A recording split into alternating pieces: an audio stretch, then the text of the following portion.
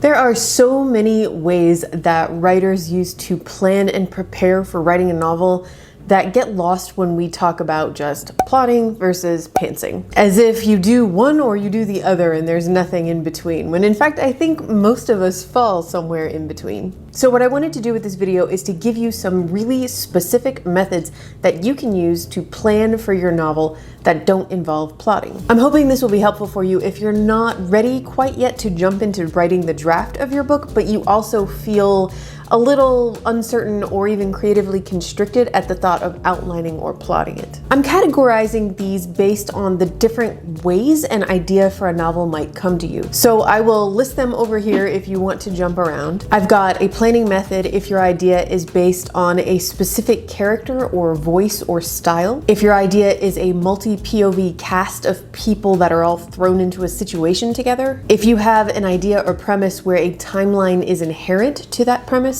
And a planning method if you've got just a high stakes, ticking clock kind of idea and you want just a really fast-paced story. Some authors hear their main character first. That's the idea. There's a voice. Maybe they hear a few lines and they just want to explore it because it's unique and they're not quite sure what the character or the narrator is saying yet, but they want to explore it further. If this is you, here's one way you can start planning and preparing for your novel without plotting it.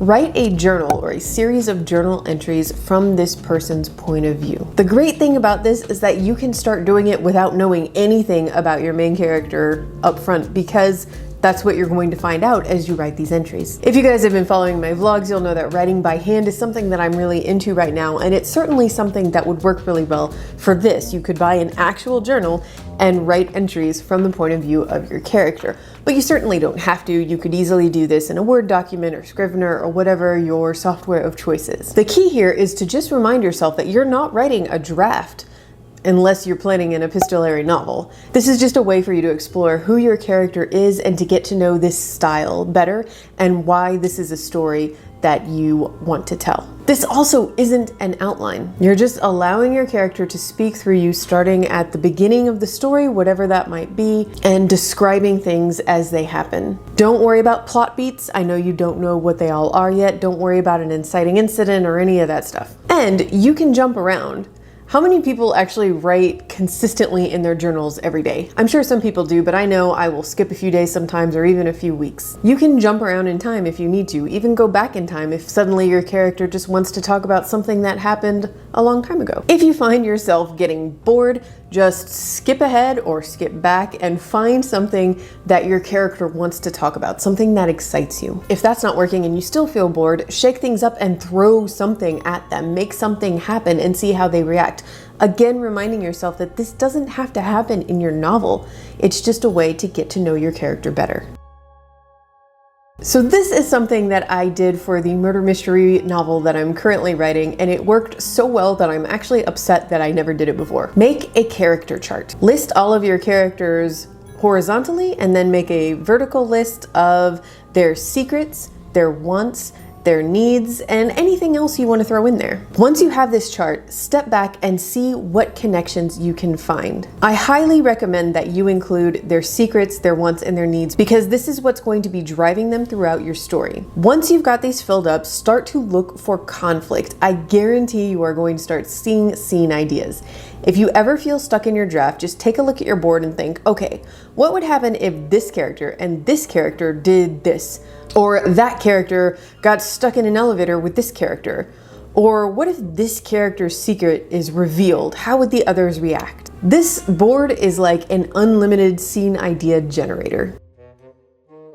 Let's say you want to write a book about, I don't know, going through a pandemic. Well, we all know kind of what that timeline looks like now, don't we? When do countries start going into lockdown? What's the procedure? How long does it take for a vaccine to be created, etc.? Of course, it's not going to be the same way every time, but you see what I mean. There is a timeline inherent to that idea. Or let's say you want to write a legal thriller, one where the climactic scene will take place in the courtroom, and the reader hopes that justice will be served. There's a natural timeline there too. Someone is indicted or charged with a crime. There's the start of the investigation. there's suspect and witness interviews. If a death is involved, you'll get coroner results at some point, etc. As another example, let's say you want to write a book where 3 strangers meet at a 5-day convention. Well, there you go. You've got 5 days. And if you've ever been to a Comic-Con-like convention, you know there are certain things that you can expect.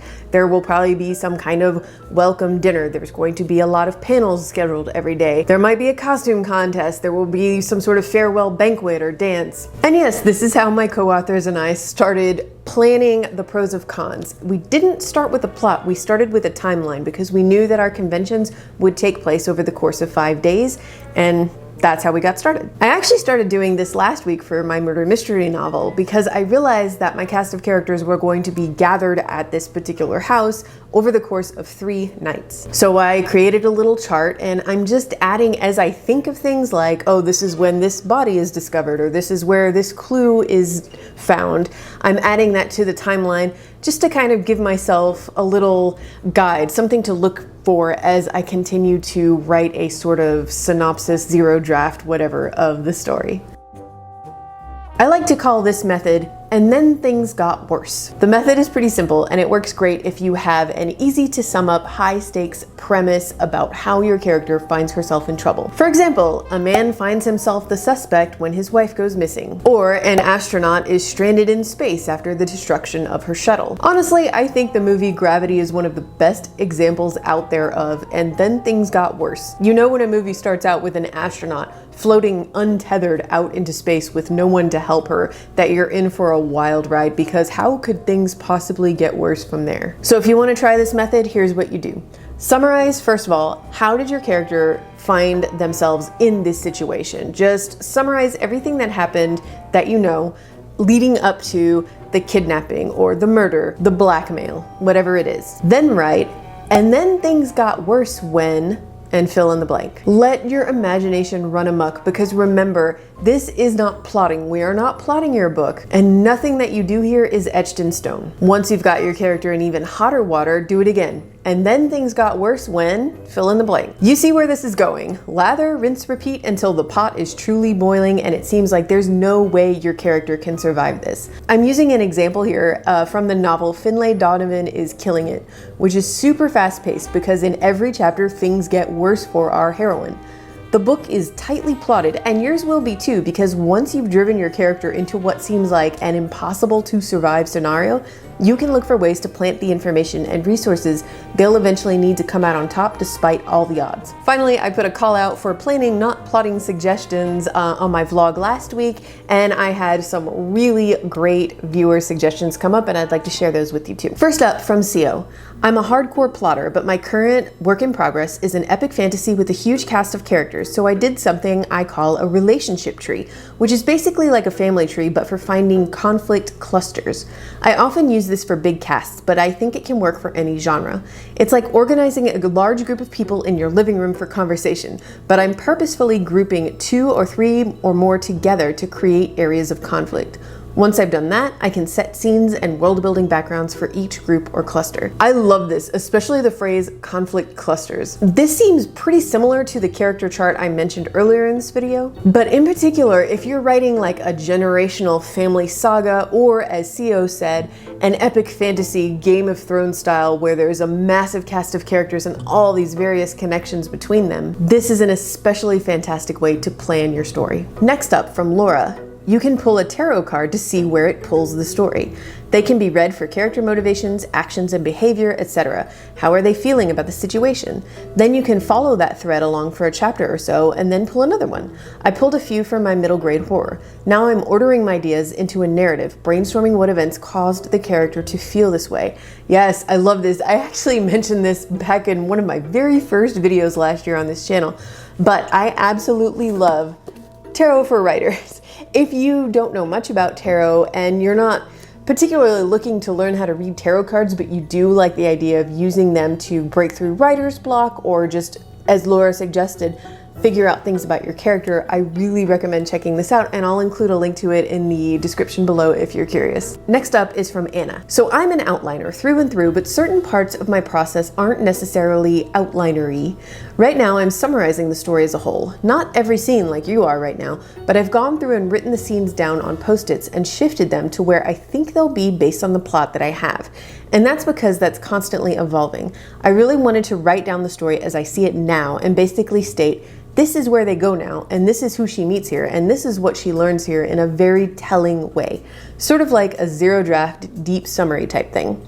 And I think that because for me the story is always evolving, it helps me to change up the way I'm working in the story and use different methods of telling before actually starting to draft.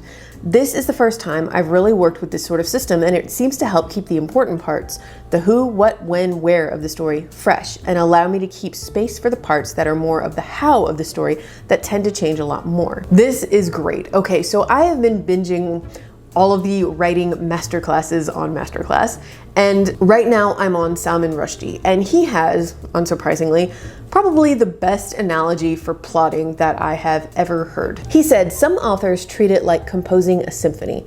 Every note, every dynamic written out, then put in front of musicians to interpret. And I love that he said interpret and not perform. Because if you put the same sheet music in front of different orchestras, they are going to perform them and interpret them differently.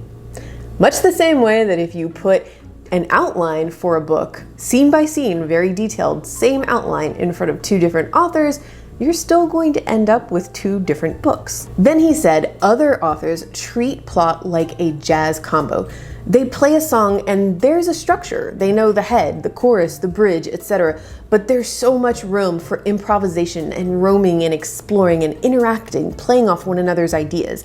That sounds to me a lot like what Anna is describing here. And it also sounds like a really fun way to plan a novel. Last up is from Savannah. My process starts with a snapshot. An image in my head of something that I just want to write down because it's just so cool that I can't help it. I write it down and it almost always turns naturally into a scene. But if it doesn't, then I just start with the questions.